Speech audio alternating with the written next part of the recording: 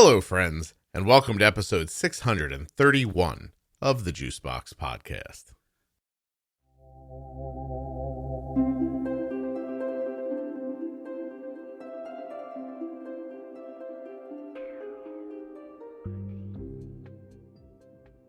Rebekah is from the Canada, and she's got a great way about her. She's also got a very cool job that she won't exactly tell us about, but sort of tells us about.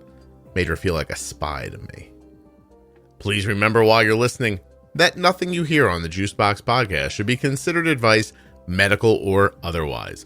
Always consult a physician before making any changes to your healthcare plan or becoming bold with insulin. If you're a U.S. resident and you have type 1 diabetes, or you're a U.S. resident who is the caregiver of someone with type 1, please go to t1dexchange.org/juicebox. Join the registry, take the survey, support type 1 diabetes research, support the Juicebox Podcast. It will take you fewer than 10 minutes, and you will feel a sense inside of helping and brotherhood or sisterhood, depending on if you're, I guess a brother or a sister. All right. It's a kind of a weak ending, but let's keep going.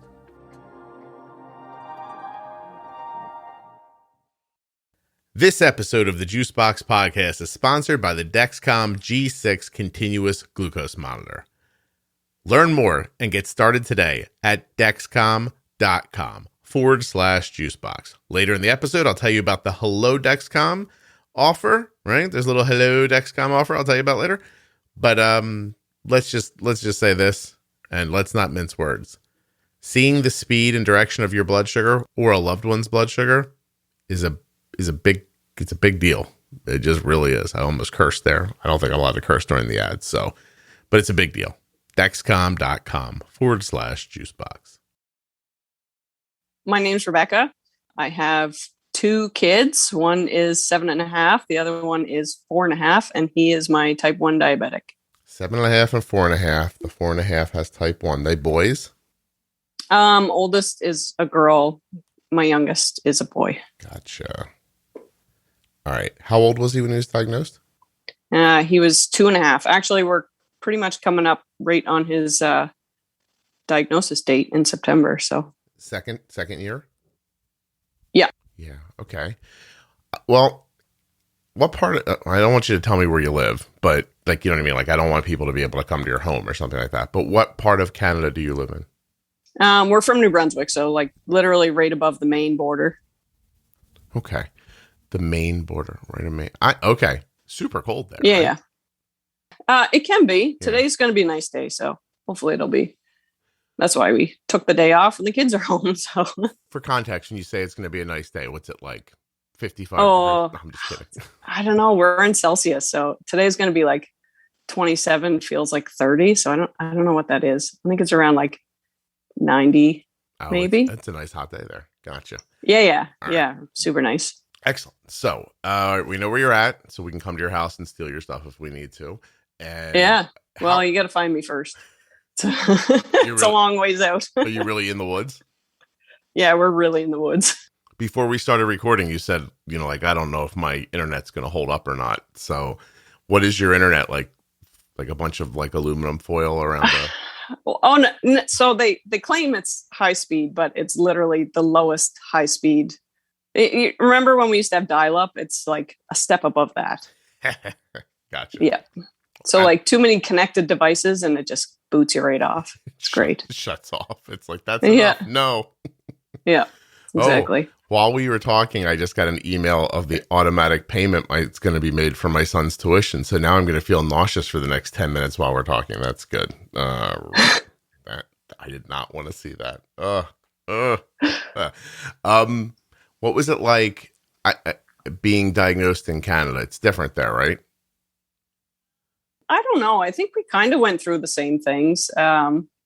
We kind of caught it a little bit early, I think, but his A1C was like 8.9, I think, when we caught it. So we still had to stay in the hospital for a week, but like after like 4 days, we could kind of have like a day pass or a night pass and kind of head out. And then after, I think it was the 7th day, then we were discharged.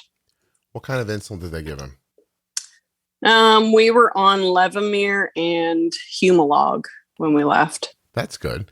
There are people I speak to in Canada who start with like old timey, like regular and MPH stuff. Oh yeah. Oh, that's awful. We were on a sliding scale forever. Like, well, what felt like forever. And I kept begging the doctor. I'm like, please, I see all these people with carb ratios. Like, can't you just tell me how much we need for food? Like, I feel like that would be so much better.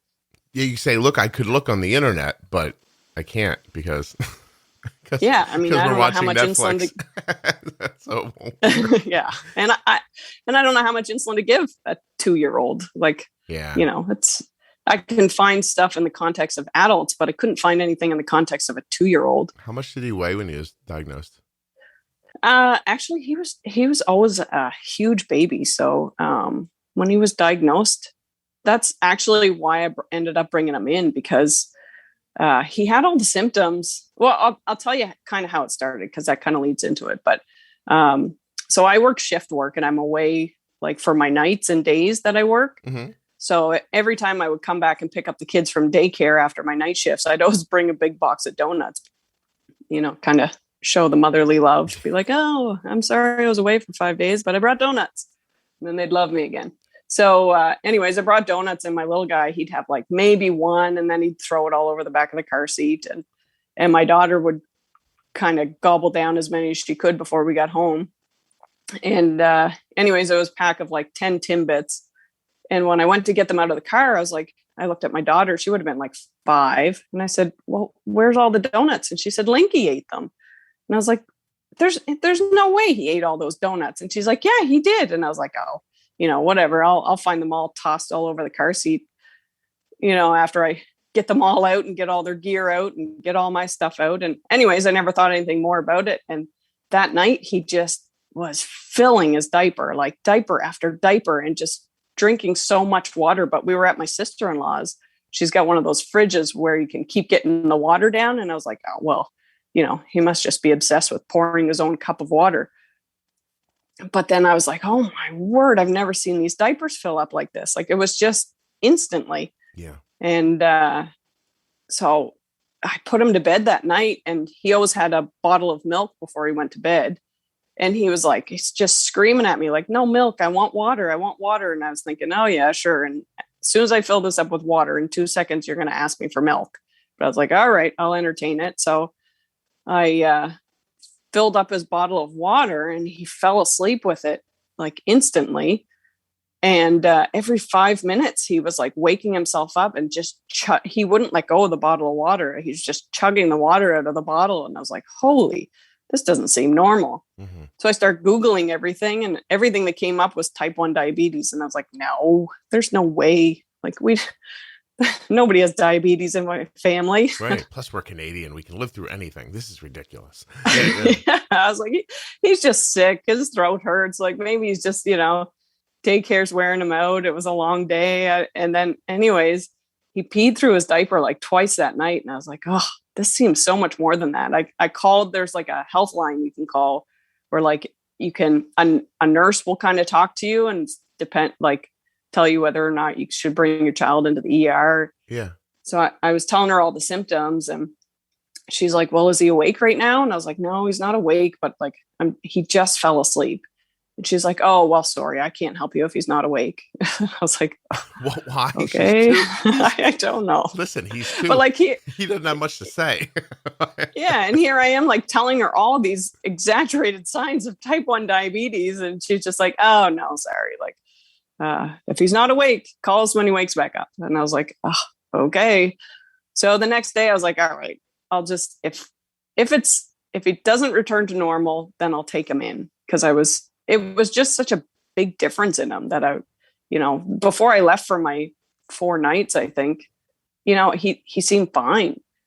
And, anyways, next day he woke up, everything seemed fine. He wasn't drinking like crazy. So I was like, must have just been a one-off. And, anyways, I was supposed to go away that night, and I debated it, cause I just thought, I feel like there's something going on with him and I don't want to leave him because I won't be able to keep an eye on him. But my husband said, go away. And I was supposed to go out with some of my girlfriends, and he's like, just go and we'll be fine. And he's like, I'll keep you updated. And anyways, my husband didn't notice anything all night, but they also swam in a pool all night. So I'm assuming a 2-year-old is just going in the pool constantly. Plus and your husband. Yeah. Right.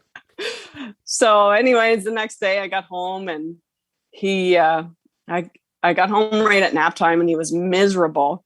And I was like, oh, he needs a nap. So I put him down for a nap and, everything was normal. And he woke up, no pee through his nap, but he woke up and overflowed his diaper. Oh, and 2 nights before that, I had weighed him. He had never lost weight, like not even a pound. I think he was right around 31 pounds. Okay. And that was one of the things I'm like, well, Google says if you lost weight, you have diabetes. So let's put you on the scale. And I was like, nope, no diabetes. You're the same. All right, hold on. Now, Rebekah, before we move forward, I have collected a number of different questions here. So first things first, you started that story when I asked you how much the kid weighs and you never told me how much he weighed. So now he weighs 31 pounds. I think that's what it was, right around there. Back then, at the time? Yeah, so he had been a massive baby his entire life. So okay, he had never gained weight since he was like a year old. He was born at 31 pounds. Oh my God. No, he was born at like 7 pounds, but that kid gained like a pound a week. Okay. Till he was 30 pounds. All right, now here's my next one. That night with the bottle with water in it, he was just acting like that. Like, looking back on it, was it so bizarre? Like, you describe it almost like a scene out of a horror movie where a kid's got like this kid where he's got this weird attachment to water. Did it, like, looking back on it, was it really, really strange? It was really strange. Okay. Like every few minutes he was lifting the bottle in his sleep to drink it. And I was like, that's not right. Mm-hmm. Like that's not normal, especially for him. So okay. So it's tough in the moment, but looking back on it, there was something really odd happening. Yeah. Oh yeah. Okay. And now that I look back, that kid definitely ate all the donuts and his blood sugar was probably like in the 30s. Right. Now, I don't want you to tell me exactly where you work, but you're painting a picture like you're a sex worker. I'm trying to figure out what you do for a living. Which, by the way, hey, I want to say something because I know it's 2021. If you're a sex worker, that's cool, and I support you, okay? But why are you leaving the house for 5 days at a time and going to work? I work actually at a nuclear plant that's like an hour and a half away. So my shifts are really long, and like driving back and forth is just a complete waste of my time. So what do you do? Can you tell me what you do? I don't know if I could. You're really not allowed to say? I could tell you, but okay. Well, I mean, at the end, I'm going to ask. Like, all right. Yeah. Is it, listen, just yes or no? Is it something like really weird, like people who go against, like, what's that pretty guy that runs your country? I can't think of his name. Trudeau? Yeah, him. Like, if people like go against him, do they drop him in the top of the like nuclear towers or something like that? No. It's nothing like you're not doing anything weird like that. And does it bother you when people say nuclear? No, I hear both all the time. Right. Why? Did I say different? No. What did I say? Nuclear? No, but it's nuclear, right? Like you're supposed to kind of like mumble through the U, nuclear. Is that like how it's said? Yeah. I don't know. I think that's how we say it. And you make nuclear. Are you making energy like for electricity, or are you making bombs to take over America?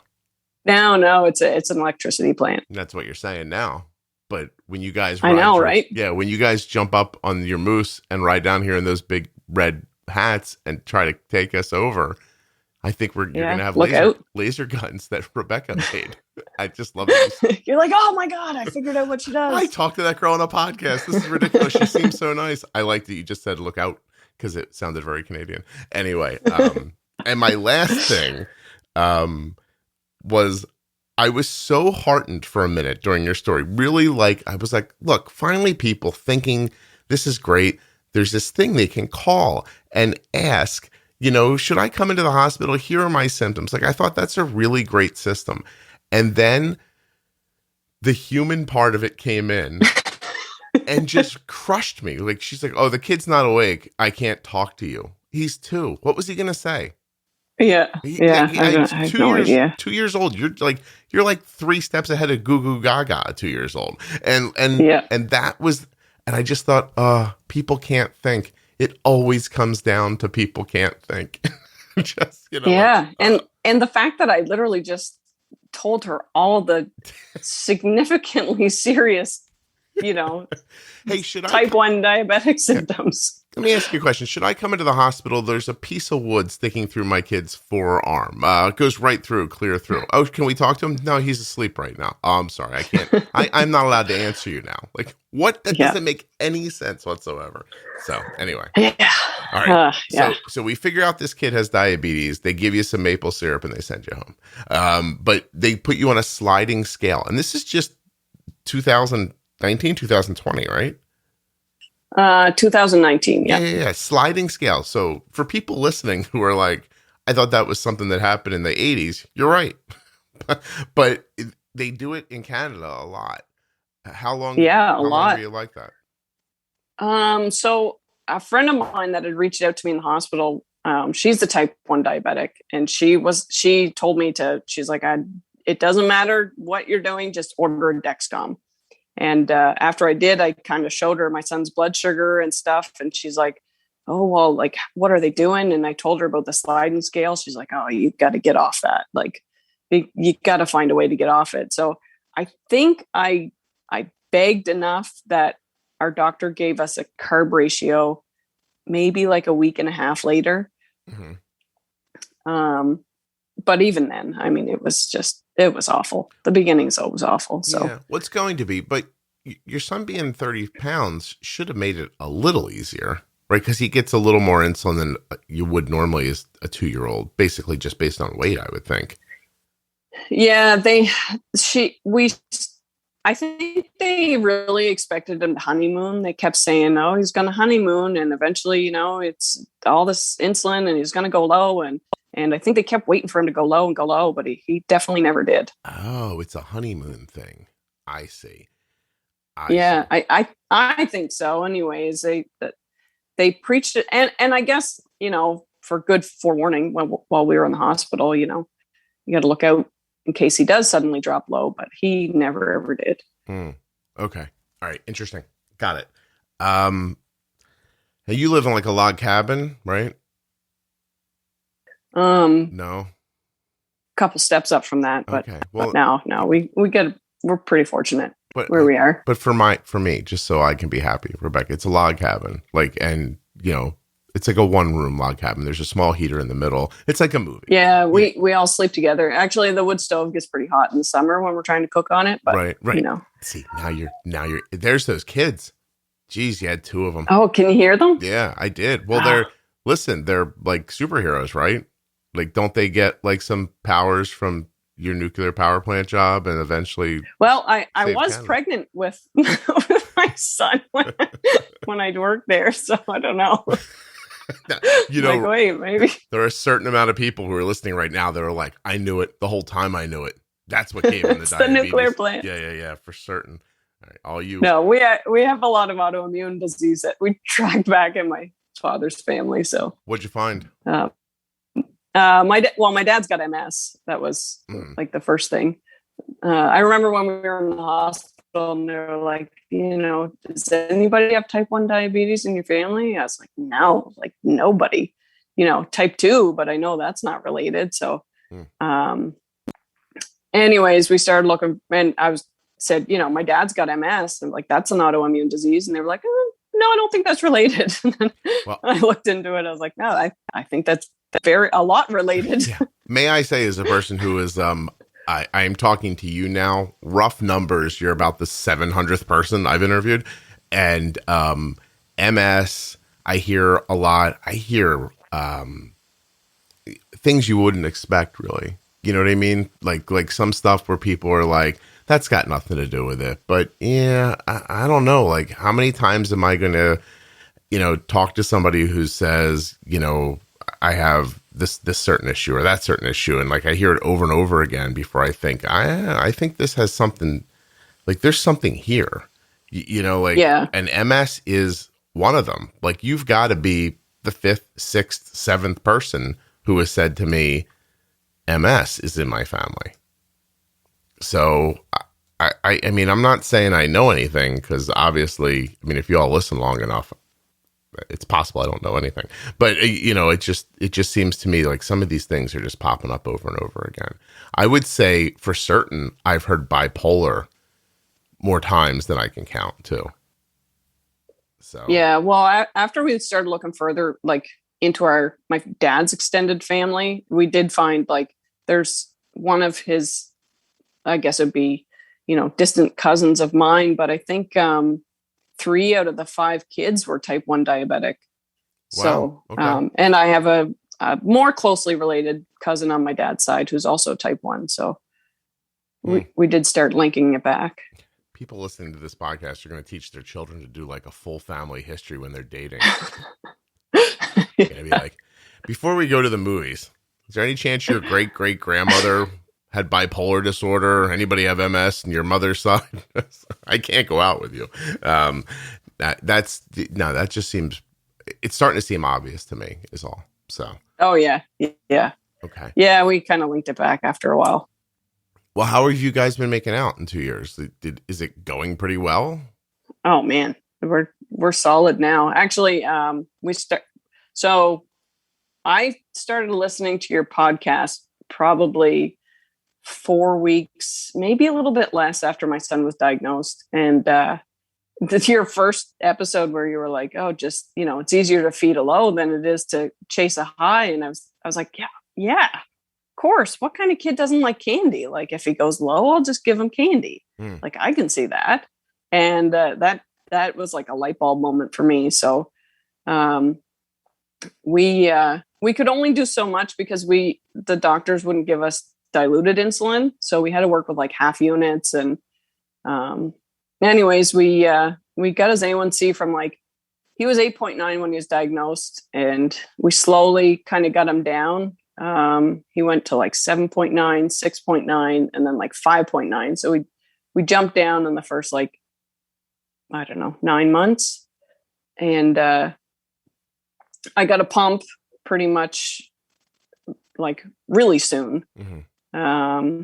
So after I got a pump, that was a huge fight with our doctor because I was bumping and nudging, and she couldn't figure out what we were doing. And I was like, listen, just let me do it. I know what I'm doing. Like I just got to figure it out. And it was really frustrating in the beginning, but she had to follow us for, I think, 4 weeks on the pump. And as soon as our 4 weeks was up, I started looping like right away. Okay. So there's a lot here that's interesting. First of all, just please tell me, have you ever listened to the podcast while you're at work?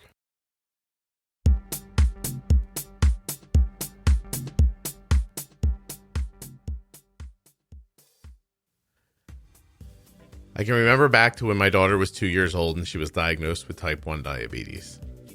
Became clear very quickly that a low blood sugar could be a real problem. I also became quickly aware that a high blood sugar is a problem.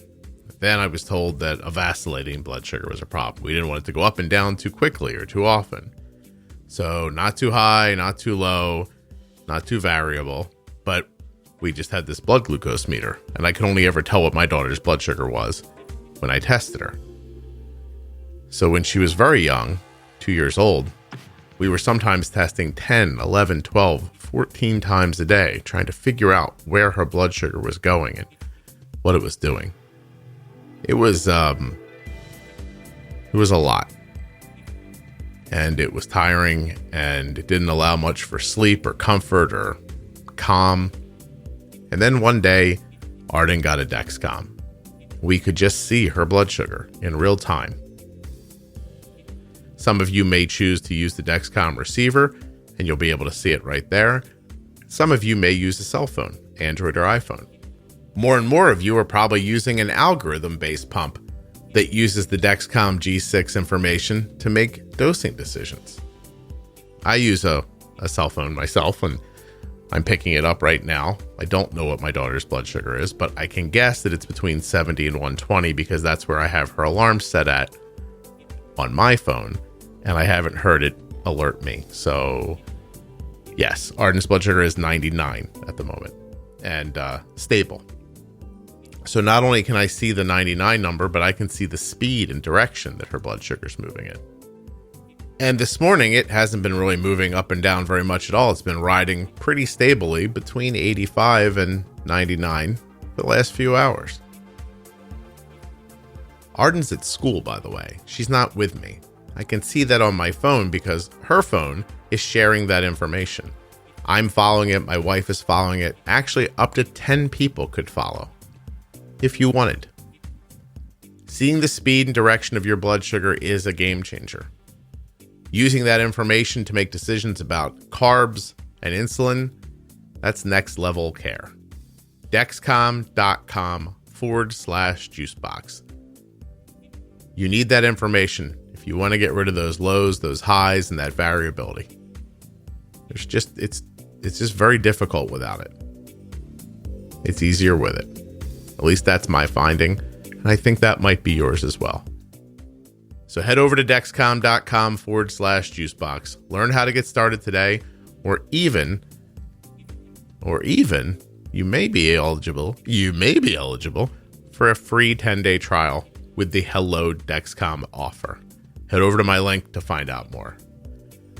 All right, let's get back to the show. Rebekah is at any moment going to snap into action and probably take down Hydra or something like that. I don't know what she does. She won't tell us. I think she's an Avenger.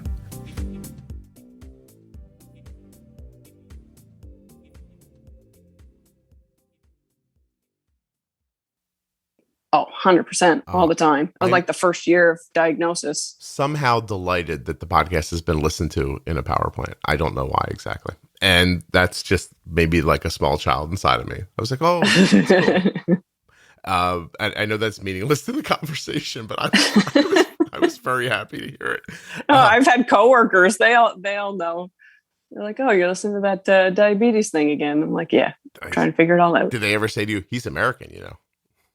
No. I'm sure they would know though, just by listening to you.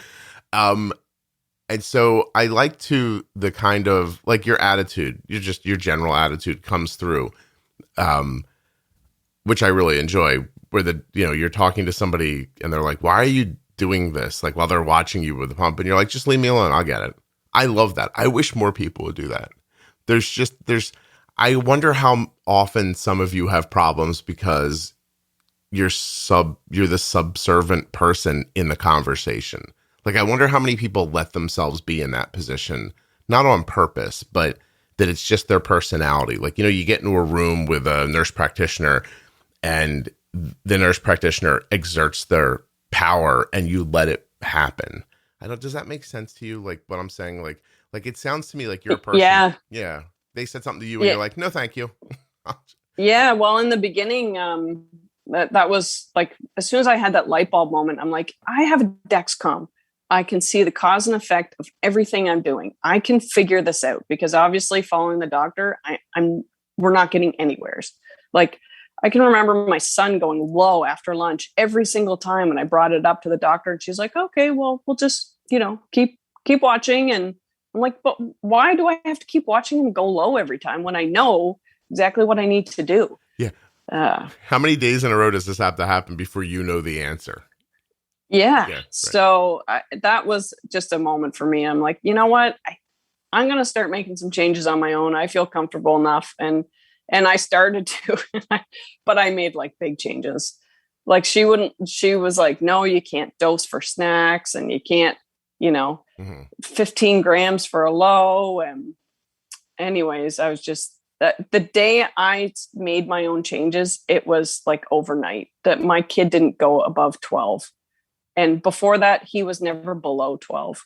And I was like, oh my God, like, look what I did. And I just had to follow my instincts. Like I knew what had to be done. I just had to get the courage to kind of go against what a doctor is telling me, which was really hard in the beginning because, you think doctors are always right. Yeah. And they weren't. So just for people listening, a 12 is like that was. I'm sorry. I didn't mean to cut you off. I think you had a little bit of a connection issue there. So yeah.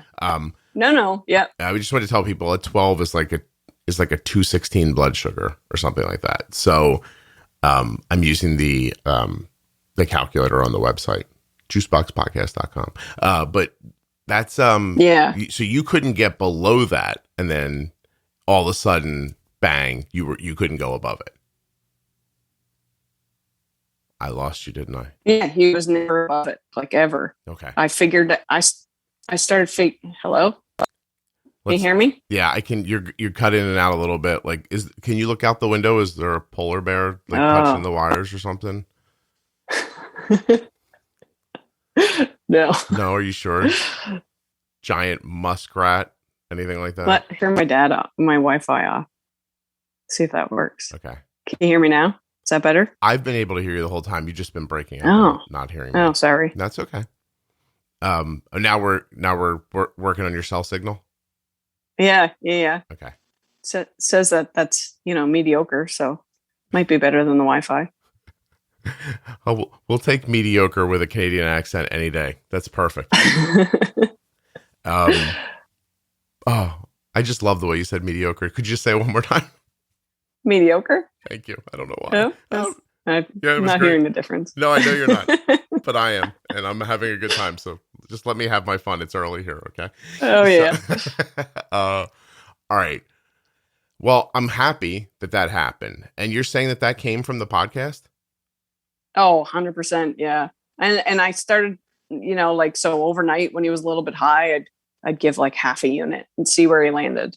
And I'd be like, all right, well, now I have my correction factor, right? Like I just figured out that half a unit brings him down to this much, and, we'll run with that. And I figured out his carb ratios. I figured out everything. And then I was like, okay, I want to get this pump. Like, I know I can do better if I have a pump. Like he needs smaller amounts, because if his blood sugar was 9, I couldn't correct him down with half a unit because he would just go low, especially overnight. And then there was always a risk. I mean, he's a stubborn kid. And if he doesn't want to eat, there were so many times I had to pin him down and just either spray juice in his face or, shove sugar down his throat. And it was awful. Yeah. It was not a good feeling. So I did try to avoid it when I could, but well, there were times where. And then you said you went to Loop then. Yeah. I went to Loop right away. Everything started shutting down for COVID. Actually was the time because, let's see, we got our pump at the end of January, and it was March break when everything started shutting down for COVID, and the daycares were like, nope, can't take your kid anymore. Like, we're shutting down. So I was like, okay, well, I guess this is good time as any to start, making changes and stuff. I still had to work, but my husband was home. So, right. I just I had bought the Riley Link and I had it for a couple of weeks, and I was like, all right, I'm going to do this. What's your background? Like, what did you go to school for? Oh, I took criminology. I used to be a police officer at West, actually, for a couple of years. And then we moved back home, and I now work at a nuclear plant. Out west, like Vancouver out west? Yeah, Alberta. Yeah. Okay.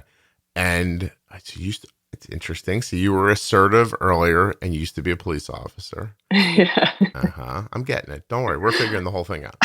And now you're back home where you're not dropping dissidents into like molten like fire, because you said you're not, so we believe you. And and you're doing this, and then it happens. Because I'm trying to think of how did you get to the so easily to the Loop? Like, was it just attitude? Like, I'll do that, or do you have is there something about your new job that are you working with numbers or that gave me lots of time to look into everything? Yes. Okay. I see. Okay, I'm getting it closer now. When this is over, you're going to tell me you're securing the power plant. All right. Okay. See, I'm getting the whole thing together now. Yeah. So so does the podcast lead you to Loop? Yes. Yeah. Yep. I think it was right when Kenny was on, and he talked about the Fox in the Loop house, and I just put the headphones in and I listened to it over and over again. And I was like, this is what I got to do. This is what I'm going to do. Cool. I'm going to do it. That's what I meant those to be. Just like talking book instruction about how to get that whole like thing, like, solid in your mind. Because to me, it's like you following the instructions to get it set up is one thing, but you have to understand the nuances of what's going to happen on the algorithm before you can really just kind of dial it in and get it together. I'm glad those helped you, but I'm interested that it brought you along, because I've sort of, Rebekah, if I'm being honest with you, like, I mean, I have nothing to do with looping. Obviously, the way it's been, shepherded along through community stuff is amazing. And anybody who had anything to do with it, I think is a hero. But I think this podcast got the word out about it a lot wider than maybe it was going to get before, or maybe just a little quicker. Maybe. Yeah, definitely. Yeah. I'd seen it, like people had mentioned it, and shared their graphs, and I'm like, holy, how do I get that? Right. Like, that's exactly what I want. And people were talking about sleep. I'm like, I need that too. Yeah, yeah, no kidding. And even like I know it said like, keep the loop open for, until you get stuff right. And I just, I set it up at bedtime, connected the first pod, and I'm like, I wonder what happens when I do this. And I just closed it, and I was like, ta-da, I think we're going to be okay. I love that. That's excellent. And now just, I mean, I from my perspective, Arden is at this moment still looping, though I expect her to be using Omnipod 5 pretty soon. And, but she's had a couple of nights of lows that the loop hasn't been able to completely stop, which has, like, I'm going to tell you, I don't remember the last time this has happened. Like, serious, like, being really honest, I do not remember the last time this has happened, but something's going on with her. Where at night around like 3 a.m. she's getting to like 55.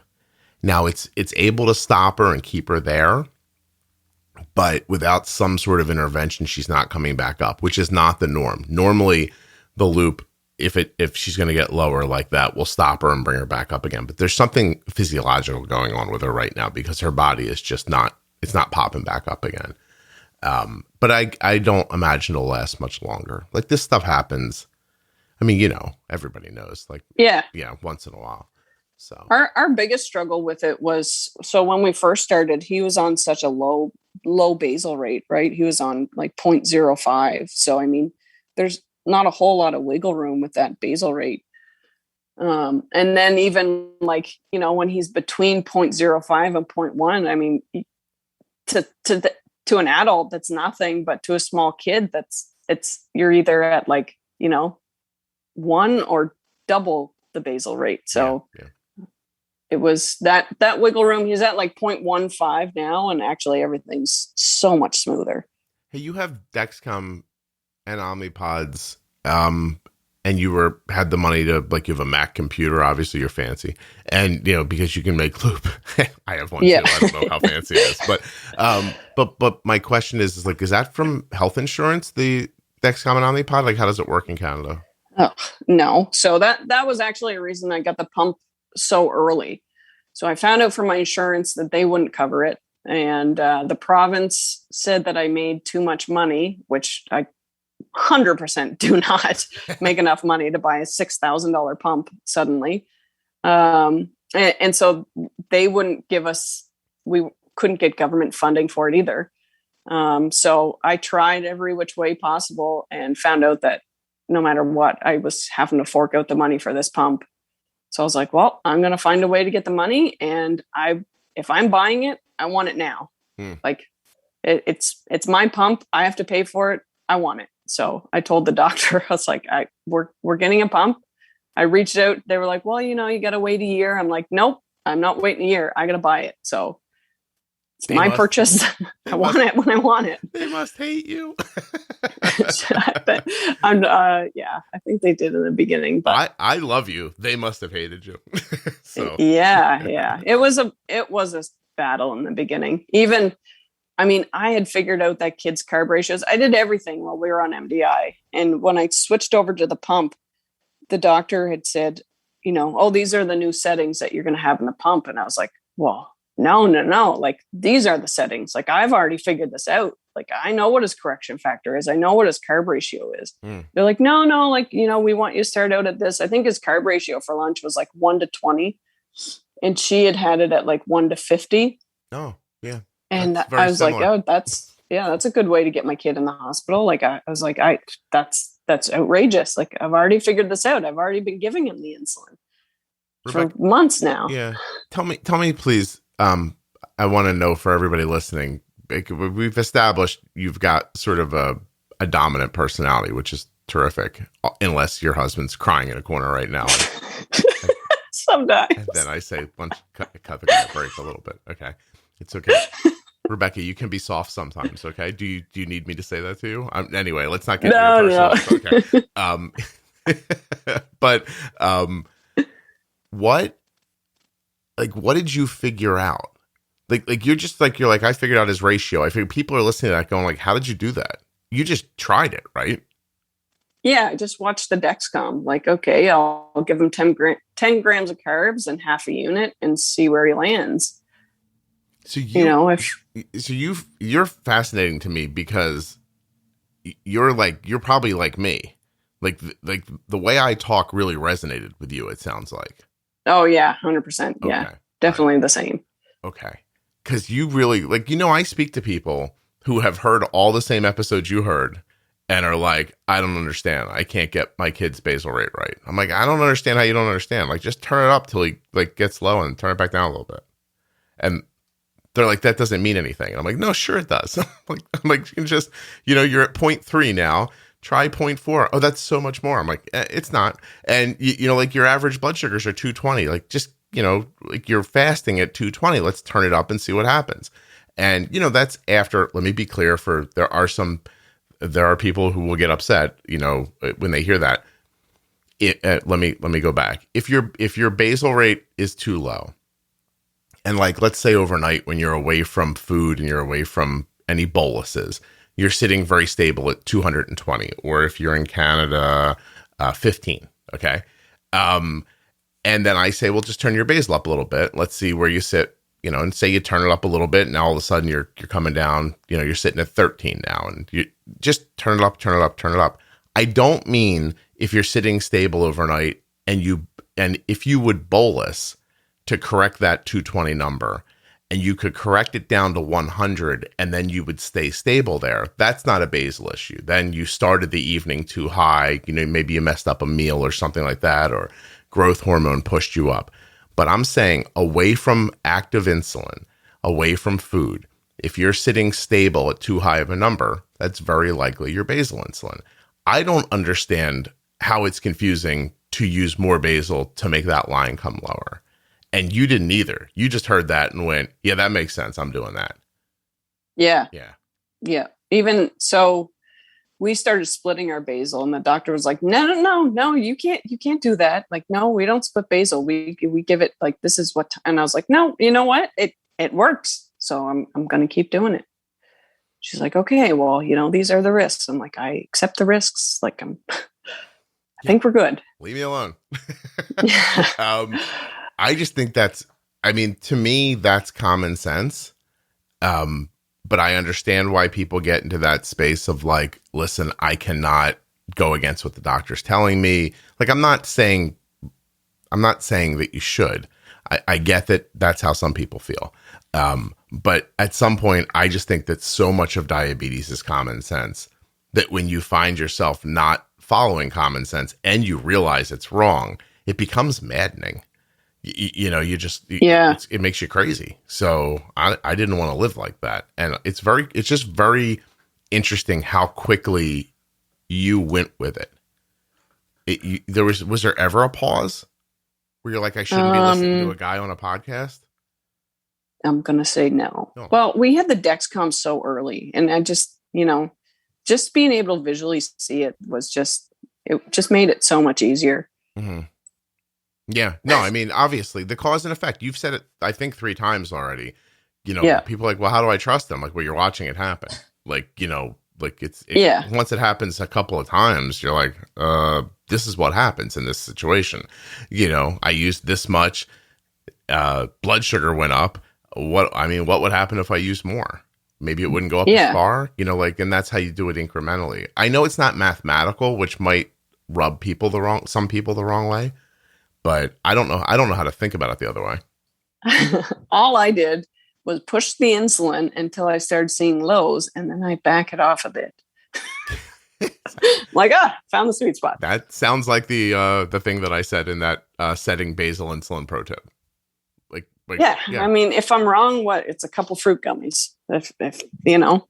Yeah, well, and it's well, you know, a lot of people, like, would you have had the nerve to do that on MDI, or were you not even on it long enough to find out? We were on it for. Do you mean like finger pricks? No, I mean multiple daily injections. So like when you were injecting. Oh yeah, so we got diagnosed in September, and we were on it for until the end of January. So I'd say 4 or 5 months. So you were even able to get more aggressive with basal while you were shooting it. Yeah. Yeah. See, I was talking to somebody the other day, and I said to them, I'm like, look, I'm not there. I can't tell you for sure. I'm like, but this seems like basal. So, but then the leap they have to make is, and they have to inject more basal. And then once it's in there, it's in there. And that's right. That's a tough pill to swallow for some people, you know, like, well, what if I put it in and they don't need it anymore? I'm like, well, I mean, you're correcting like a bunch of units every day. Like, we're only talking about trying another unit of basal. So like, that's how I, again, think about it. But, you know, I wouldn't push anybody to do anything. Even this person I was speaking to privately, I'm like, I'm not there, you know? So, yeah, you know, I mean, it's your life and everything. But I mean, when you need it, you need it. It's a weird thing to fight against, I guess. Yeah.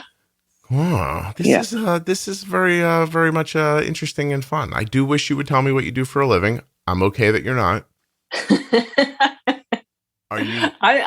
I'm comfortable saying it. I just don't know if I'm actually allowed to. No, I understand. I don't want you to get you in trouble. Like, I also don't want to I don't want to get a call from you that's like, you know, you know what we can just do? No, I was going to say you can just tell me and I'll bleep it out, but that's not fair to everybody. You know what I mean? Yeah, I'll just let you tell me when we're done, and then none of them get to know ever. But at least it won't bother them as much. Well, everybody that knows me knows what I do, but yeah, well, that's not for. Well, obviously, I'm talking for the people. You know, a lot of people are going to listen to this, right? I'm not talking about your friends. Yeah. You think I was talking about your neighbor? No. I get what you're saying. I mean, it's like common knowledge around here, but I don't know if it should be like nationally. I like it. It's almost like you're James Bondish.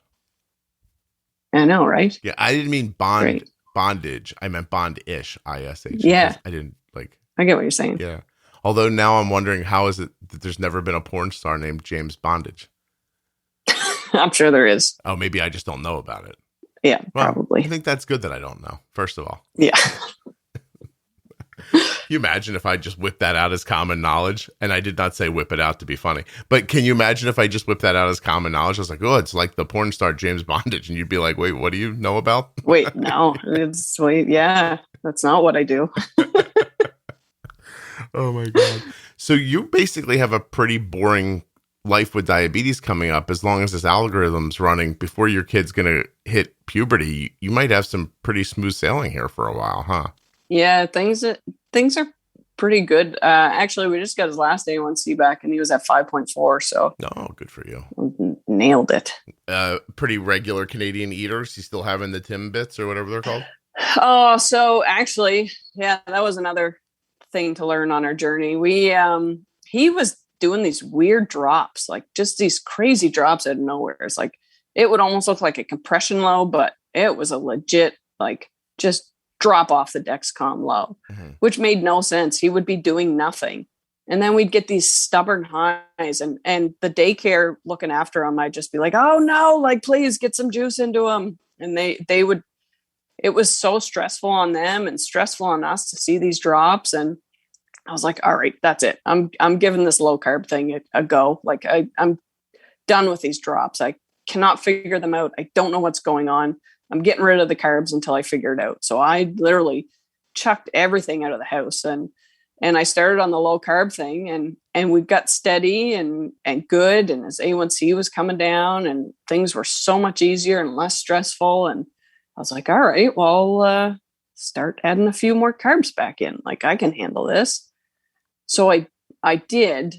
And one of the big things I started, it was right around Halloween and we had those Halloween, like, goldfish crackers. Mm-hmm. So I started giving them like packs of those. I think they were like 10 grams. And I'm like, I can handle 10 grams, like, you know. And anyways, we started getting these crazy drops and these crazy highs, and it just made no sense again. And then I kind of made the link, and I was like, I wonder if it's gluten. Like, you know, the kids had diarrhea for, you know, I can't even tell you how long, and it was terrible. And it just made the link in my head. And I thought, I don't think he can have gluten. I think that's it. So anyways, we cut out the gluten and we're kind of a mix of both. But anyways, we didn't get we tried a celiac test, but I had already cut out the gluten because I'm like, listen, I can't feed this kid it. It's killing his guts and it's destroying our blood sugar. Like, it's just terrible. Yeah. So we cut it out. And anyways, ever since that, we've been good. So we kind of do a mix. We do like low carb, but I mean, if we're going to the movies, we're having popcorn and candy. And if we're, you know, I'm not scared of a bag of Cheetos, and kids have fruit and, but our meals, you know, we don't eat rice. If we have bread, it's like a gluten-free homemade bread so that it's not, crazy in carbs. Mm-hmm. You know, if we have a bonfire, we're having marshmallows. I replace what I can replace to make all of our lives easier. Like, you know, instead of regular ice cream, we eat the low carb ice cream. Just stuff like that. Yeah. But otherwise, I'd say we eat pretty typical, but I guess from the outside looking in, people might not think that. How old are you? 36. You seem smart for your age. Like, you're really, like, I seriously, like, you have a real wisdom about you that I'm jealous of. Like what else have you fixed in the world? No, nothing. No, before this, you guys. I just show up to my job and get paid and look after my kid with diabetes. Yeah, that's pretty much it. Everything that happens, you're just like, I just figured that out. And then I was like, and then I figured that out. And like, did nothing happen before the kids? Like, were you guys just drunk in a pile before the children, or like, you know? Yeah, pretty much. I mean, we are Canadian. There's nothing else. That's what you're supposed to do, right? You know, so, but no, seriously, like, there's something about, like, did it come with motherhood? Like, what happened? Like, you're like a superhero. I always played sports and stuff as a kid. I don't know. I was always told I was a super quick learner. Like, my coach could just kind of show me something and I'd be like, all right, got it. And I go out and do it. Yeah. But I mean, I always had good grades and stuff, and I did go to university, but coachable. I don't know. That was one of the nicest things, like, throughout my son's, like, young life, they would always say about him. They're like, he's like the most coachable kid ever, but he's not like malleable. Like, meaning, like, you can't just say something to him and he just listens because you told him. Like, if it makes sense, then he'll do it. But you don't have to tell him twice.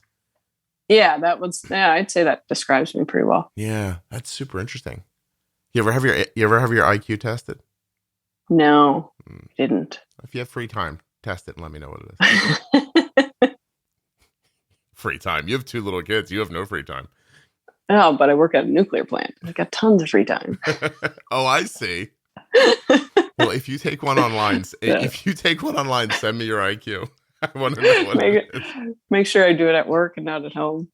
I think you could be in the 120s. I don't even know what that means. I know you don't, but I do. That could be an insult, and I don't even know. It is not. Thanks. It's not. Yeah, no, I think easily. There's just something about the way you've described everything you've gone through makes me feel like your IQ is high. So. Oh, well, thanks. No. Actually, Kenny Fox, actually, once I started looping, I think I had posted this ridiculous post in like the little loopers. And I was like, you know, why does my kid need like such a high basal during the day? He was on like almost half a unit and like nothing at night. And he's like, whoa. He messaged me privately. He's like, I think you need some help. I was like, oh, okay. I'm like, well, everything's working out. And he's like, this is kind of one of those, like, all the wrong settings might work, you know, might look right. So he walked me through like everything. And I was like, I think you're wrong. He's like, I don't think I'm wrong. I'm like, but I think I got it figured out. He's like, I don't think you got it figured out. So anyways, he helped walk me through it. And he's like, man, he's like, you picked it up like right away. Yeah. Like, and actually him helping me and walking me through the settings, it only took him a few days, but that was my biggest learning curve. Yeah. So what ended up happening? You lowered the basal and moved up the carb ratio? And I lowered the basal and I lowered the carb ratio like significantly. Oh, but made the and insulin sensitivity. And I more started aggressive. covering for protein and fat. Oh. That was my big thing that was missing with him. Oh, protein and fat was your thing. Oh, so you were seeing the same rises from food over and over again and covering it with basal insulin. With a high basal, yeah. Interesting. Yeah. Yeah. But you made it work.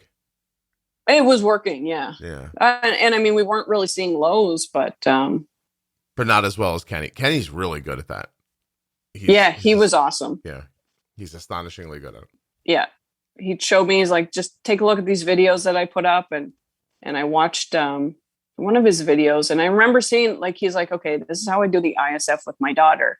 And I was like, man, how do I make that look like the same with my son? So I started changing the ISF the same way he does. So it's like my son's ISF after he falls asleep is like around 90, but the rest of the day it would be like 11.5. I don't know what that is. 200 maybe. You know, like, and then we incrementally move it back and he's hardly ever low overnight, really, like in the beginning of the night when his ISF's the highest. That's interesting. So it's a pretty big difference between awake and asleep for the insulin sensitivity. Yeah, big time. Yeah, that's cool. That's very cool. And I mean the second he falls asleep, so just bang. We have it. Yeah. Yeah. Basal. Did Kenny put you on a 24-hour basal, or do you have a? Yep. Yeah. Yeah, we use a 24-hour basal. If we're kind of between basal rates, I've been using like a higher basal during the day and like a 0.05 less at night. But for the most part, we just use a 24-hour basal. I've Arden set a little lower overnight than during the day, but not by a lot anymore. Although she's about to go back to school for the first time in like a year and a half in a couple of days. So I'm assuming that everything I have figured out and everything that's been working super well for the last 18 months is suddenly not going to work anymore, but we'll just fix it. You know, are your kids like, would they just learn in the woods with animals, or what do they do? Actually, my son does go to like a forestry daycare. So he is in the woods like all day. See, people like me who grew up a long time ago who generalize about stuff are often correct. Yeah. No, my daughter just goes to public school though. Yeah. Well, I mean, whatever that means. Yeah. I feel like it's regular. It's got like a playground and, you know,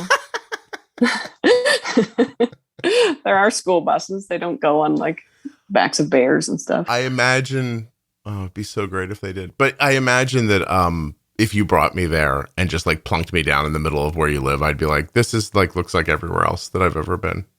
But yeah, pretty close. I'm sure it would be. I love to pretend that Canada's not in my mind. Oh, so do you remember when I reached out to you? I don't know if you remember, but you always like think that Canada's just, there just has to be bears everywhere. And people, I don't know. No, and I was like, man, we actually we have like a pretty significant bear problem at our house. See, I'm right about a lot of stuff by mistake. Yeah.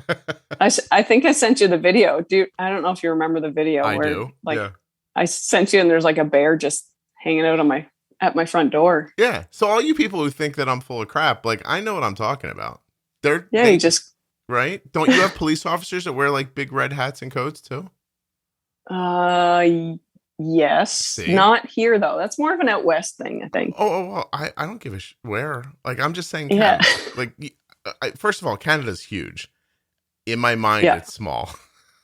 Yeah, it's like in my mind, Canada's like a tiny place. Meanwhile, it's a massive place. But I imagine also most of it is just covered in tundra and ice, and no one lives on it. But I don't even know if that's true or not. It doesn't matter. Again, I'm not concerned with the truth. And like woodland creatures talk, almost like in Snow White.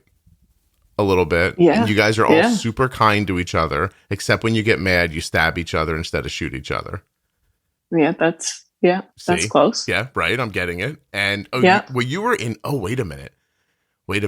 You were in law enforcement. Yeah. I'm right about that, right? Everybody gets real stabby when they get drunk, right? Yeah, or like, baseball bats and Yeah, but they use objects. Yeah, but you guys don't shoot each other really, not as much as here. No. Right. No, not even close. Yeah, I know stuff. The internet's amazing. It's how I've learned everything through the internet. And if it wasn't for the internet, I'm pretty sure my kid would have a terrible life. If it wasn't for the internet, I would just think you're all playing hockey 24 hours a day, which is what I thought in the 80s and 90s when I was growing up. But you don't even play hockey. Oh, no, I play hockey. Oh, okay. Oh, yeah. I do. I just actually, my little guy just started playing hockey too. And my daughter plays hockey. So right. And if someone came into a bar and just walked into a bar with an American accent, swung the door open like in a bad 80s movie and said, Wayne Gretzky is crap, they'd kill him right there, right? Yeah, probably. Yeah, they just drag him outside and beat him to death, and that would be No. Actually, no. Nobody would just buy him a drink. That would be it. You think they would because we're Canadian. They would just be like, oh, that guy doesn't deserve free booze. So are you guys as nice as everyone says, or not really? No, yeah, it is a reality up here. Everybody's super nice. Like kindness. That's not just a joke that's been perpetuated for decades. There's a kindness. No. Thing. Yeah, definitely. Do you have any idea why that is? I don't know. I have no idea. Is your husband the nicest person you've ever met in your life? Is that why you married to put him? up with me? Yeah, definitely. What do you mean by that? What about you is to be put up with? I mean, I am kind of, upfront about everything. Speak my mind. That's okay. You're allowed to be like that. Yeah. No, he's really good. We complement each other. Put it that way. I'm trying to know what you do that you think is needs to be put up with. What do you just mean? You just say what you mean? Yeah. Or especially when it came to diabetes, things just have to be done this way. I figured it out. Do it like this. You're not hurting people's feelings when you're talking. No, not at all. I'm Canadian. I'm super nice. It's impossible. I'm super nice. Oh my God, this is terrific. What else do I need to know? Is there anything that we haven't said that you want to talk about? No, not at all. Thought I'd come on and chat. I did a good job, don't you think? Thanks. No, I think I did all right. No. Shh, listen to what I'm saying. I did a good job. I think. Oh, you did a good job. Yeah. Helped the conversation flow really good. I was going to get to you did a good job too, but I was Oh, right. Yeah, I was, because you said Canadians are really nice, so I thought I would go opposite and act like an ass for a second and then come off American real quick. Although I'm incredibly nice. You don't hear people say it. Yeah. But it's true. No, I would agree. One day someone will say it. And then Scott, you are super nice. Oh, it doesn't count here. There you go. Okay. You're being recorded. Coerced into it. Yeah, I mean, it feels like, can you imagine right now? You'd be like, nah, I don't really, wouldn't it be great if the last 5 minutes of the episode were you going, funny story, the podcast is super helpful to me. I really loved it. I don't like you at all, though. I am waiting for someone to come on and say that. Oh, I thought it was great. Oh, I would love it, by the way, if someone would come on and say, I love the podcast for what is in it, but I detest you. Well, if I did think that, I would probably tell you. So would you think you would? That's cool. I'd probably have an offhand way about saying it. Yeah. I actually would take that as a huge compliment. Listen, your information is great. Everything you share is great, but No, if someone's right now, if you're listening to this show under protest because it's so valuable to you, but you really legitimately don't like me, not as a person, but as the person running the show kind of thing, I would take that as a huge compliment. I would think that means that the content of the show is really strong. You know what I'm saying? Yeah. Does that make sense? Yeah. Yep. All right. I've even got my mom to listen to it, and my husband, and Yeah. Well, it sounds like you can make him do whatever you want. He's just hiding in the corner waiting for sex day. Oh, see, we don't say that out loud though. It's just a known fact. You just like to let him think that he's making decisions. Yeah. But now it's going to be out for information for him to hear. He's going to listen to this. I think he'll hear it and be like, I am being mistreated, damn it. Yeah. I've long thought it, but she told me I wasn't. So yeah, exactly. All right. I want to hear a couple of great cop stories before you go. Like, let's go with crazy stuff. Oh, well, yeah. Actually, when you were talking about like how people hit each other, I once had it was a consensual bat fight where two guys were just so horribly drunk and they were beating each other with bats. And when it came time to like, they had to call 911 because somebody's skin was flapped up over their head. And I showed up and neither of them wanted charges laid. They were just like, no, we just a bad fight. I was like, we got to take you to the hospital. Like I can see your skull. Yeah. Yeah. No, so that was a very Canadian thing. Are the laws different there? Like, did you not have to take them? So just neither of them wanted charges pressed. So, I mean, there's nothing I could do. Neither one of them are going to give a statement and, So that's amazing. So, because Canada's got some weird, like, you're not as free as like people would think, you know what I mean? Like personal freedoms. Am I right? There's some stuff in Canada that's not up to you ish. Do you know what I'm talking about? Or do you not even know because you live there? Yeah. I don't even know if I would recognize it. Like, for instance, when I was a kid, Howard Stern tried to bring his radio show to Canada and they just said no. They're like, you can't hear this here. So you were not allowed to hear it. Like it was up there for a little while. He said the first thing that broke one of their rules and they just kicked him right off the radio in Canada. And so so that's to me, that's a freedom of speech thing. Right. And, but you're saying that those guys legally are allowed to beat each other with those bats if they want to. Yeah. Yeah. Consensual. That's interesting. It's consensual bat beating. All right. Any weird, like, sex stuff? Like people like get injured during sex and you show up and they're naked in like weird positions and stuff like that? No, but people die naked a lot. A lot. I don't know what it is about like right before somebody, croaks, but so many people just strip down to nothing and then it's us finding them. It's just awful. That can't be just a Canadian thing. No, I think I don't know if it's like right before you die, you feel the need to, I don't know, something is uncomfortable. I could not tell you how many people I have found completely naked and dead. Why people get naked before freezing to death, right? That's oddly specific. Yeah. Why does paradoxical, that's again about hypothermia. Why do dying patients take off their clothes? Your loved ones may become restless and pull on bed liners or clothing, hallucinate, or even try to get out of bed due to less oxygen reaching their brain. Repetitive, restless movements may also indicate something. Oh, interesting. Yeah. People in the final stages of hypothermia engage in paradoxical undressing because as they lose their rationality and their nerves are damaged, they feel incredibly irrationally hot. They strip off their clothes to cool themselves down as they're freezing to death. But that's specifically about freezing. Yeah. So you see a lot of naked dead bodies when you're a cop? Well, I mean, for the short period of time that I was, I did. No kidding. What made you stop being a police officer? So by the way, that you didn't say naked dead people, I'm amazed by. So go ahead. No, there's way worse stuff than that. So when I got pregnant with my daughter, we always knew that we wanted to come back home, and I was like, well, I'll move home for my maternity leave because we get a year here. Mm-hmm. So I was like, that'll give me a year to try to find a job home. I loved my job out there. I absolutely loved it. But we didn't really like living out there. And we didn't really want to raise a family away from our family. They wouldn't know their grandparents really. And I was like, that's not really what I envisioned for our family.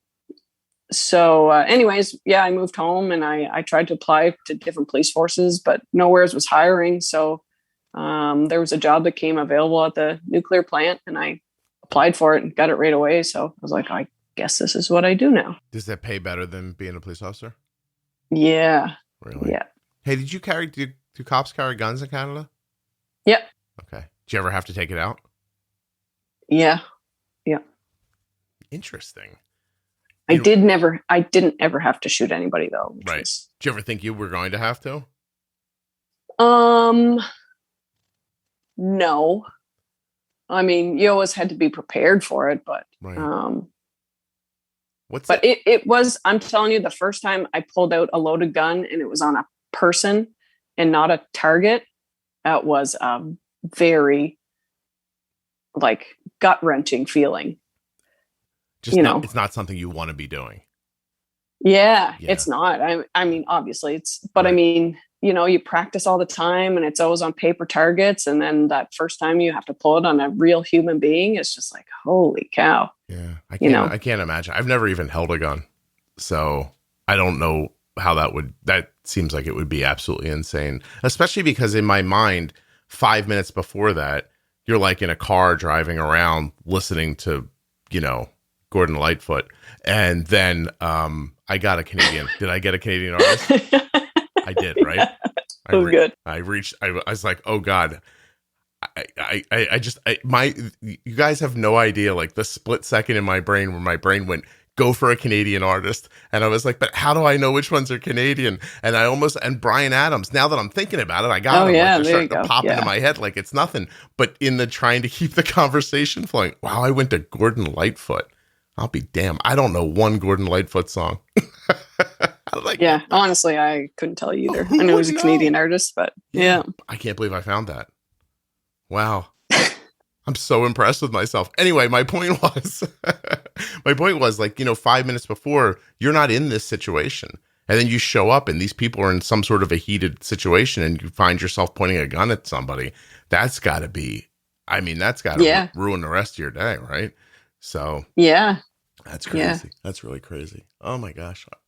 All right. Well, I think we did a great thing here today. I love our conversation. Cool. So for me, people, when we get done, I never talk about this on the show, but I'm going to do it in this one right before we go. A lot of times I'll get done recording and the first thing people will say is, if you don't want to use that, it's okay. And I go, what? And they're like, yeah, I know it wasn't good. And I'm like, no, it was great. And I start telling them what I think we talked about. And they go, oh, I didn't really realize we talked about any of that. But for me, your conversation should be about stick up for yourself, be a little aggressive, try things, don't be afraid. Like, to me, that's what you talked about today. Yeah. All the risks I took with my son just paid off significantly. Right. Yeah. And I'm not saying like, if you're using 0.2 an hour to just go, I'm just going to try a full unit, like nothing crazy, but like, no. If your blood sugars are stuck high, like try a little more, try be a little, sometimes it's a science experiment and your doctor's not going to hold your hand through a science experiment. They're going to ask you like, well, let this happen for 2 weeks. And if it keeps happening for 2 weeks, we'll move the basal 0.05. Like, great. That's not going to help anything. Thanks a lot. Right. Unless you're talking about a really little kid. But yeah, to me, that's what you came on today and you're like, listen, I'm not a person who sits by and lets bullshit happen. So I like that a lot. Yeah. Yeah. That's a very true statement about me. Yeah. And it's valuable. Like, it's not like I just see too many people shrink in this situation when the situation needs them to be, more. And instead they just go, well, I'll just let somebody tell me what to do. And if it doesn't work out, it's their fault. But it doesn't matter whose fault it is. If your kid's blood sugar is 220 all day, it's still happening. Yeah. And I mean, every time we walked in for an appointment with our doctor, it was just, so much stress in the beginning, to sit there and listen and be told like, you can't do this or you can't do that, or you shouldn't be doing this, or, and now we go in and the doctor's like, oh, what do I need to write for you? Or, We walk in, it takes 2 seconds, Right. and she loves us.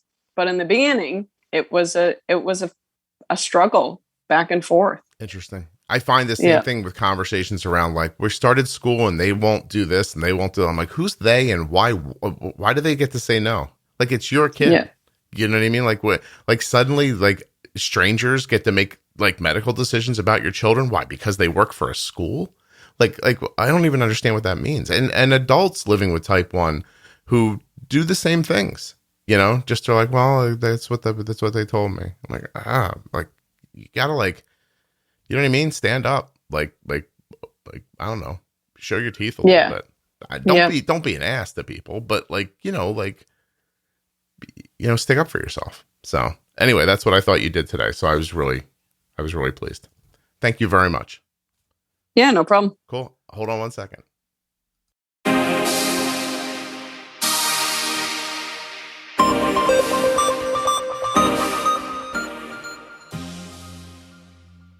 A huge thank you to Dexcom for sponsoring this episode of the Juicebox Podcast. Head over to dexcom.com/juicebox and say hello to Dexcom. Thanks also, of course, to Rebekah, who is probably a superhero and won't tell us. Like Electric Lady or something like that. It'd be great, like, if she was like Nuclear Woman. I don't know. I'm just saying, she got a job. She won't tell us about it. After the show, she told me about it. And it's pretty cool, but I can't tell you. Sorry. Anyway, what are we going to do? Everything's not for you.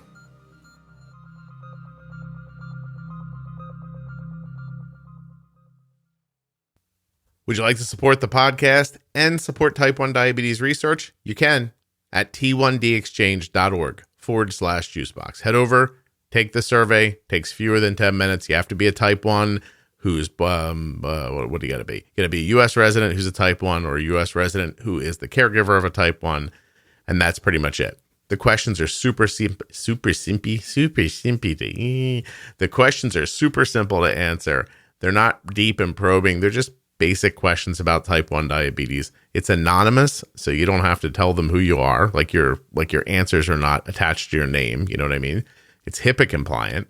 And you may be eligible for other stuff in the future. Like, you might get an email from T1D Exchange and they'll be like, do you want to be in this thing? We'll pay you. That happens to a lot of people that listen. So t1dexchange.org/juicebox. Be a big deal to me if you went over and did it. Thanks. I'll talk to you later. Oh, don't I usually go like, thanks so much for, I don't even know what I do. Thanks so much for listening. I'll be back soon with another episode of the Juicebox Podcast.